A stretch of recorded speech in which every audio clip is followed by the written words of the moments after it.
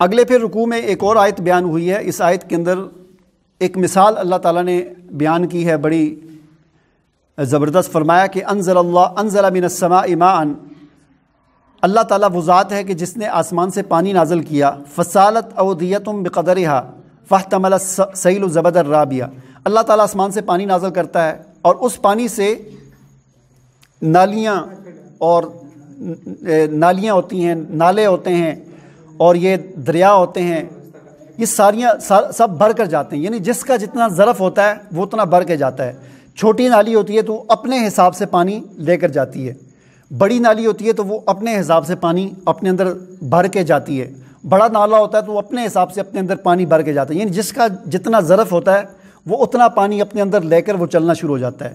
یہ ایک مثال اللہ تعالیٰ دے رہے ہیں. دیکھیں مثال کیا ہے. فرمایا اللہ آسمان سے پانی نازل کرتا ہے. فسالت اودیۃ، پھر یہ جو ہے بڑے بڑے جو ہے نالے اور نالیاں جو ہے اپنے ظرف کے مطابق پانی لے کر چلتی ہیں.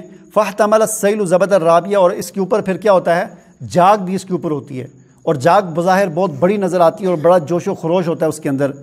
اسی طرح فرمایا کہ تم جو زیور بناتے ہو، برتن بناتے ہو، ان کو جب پگھلاتے ہو، ان کے لوہے کو، سونے کو، چاندی کو، پیتل کو، ان چیزوں کو جب تم پگھلاتے ہو تو اس کے اوپر بھی ایک جاگ ہوتی ہے. لیکن کیا ہوتا ہے پھر بعد میں یہ جاگ بیٹھ جاتی ہے اور اصل جو چیز ہوتی ہے وہ باقی بچ جاتی ہے.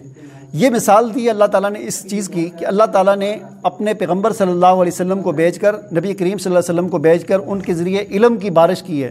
اب اس علم کی بارش سے ہر ایک اپنے ظرف کے مطابق مستفید ہوتا ہے. یعنی یہ علم جو برس رہا ہے قرآن کی صورت میں، انبیاء کی صورت میں، تو انسانوں پر گویا کہ یہ بارش ہو رہی ہے علم کی.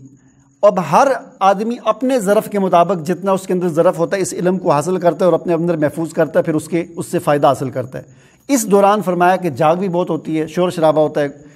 یعنی جو اسلام دشمن ہیں وہ کرتے ہیں، ان کی مثال ایک جاگ کی ہے. وہ ایک وقتی ہوتا ہے، بعد میں وہ بیٹھ جاتا ہے.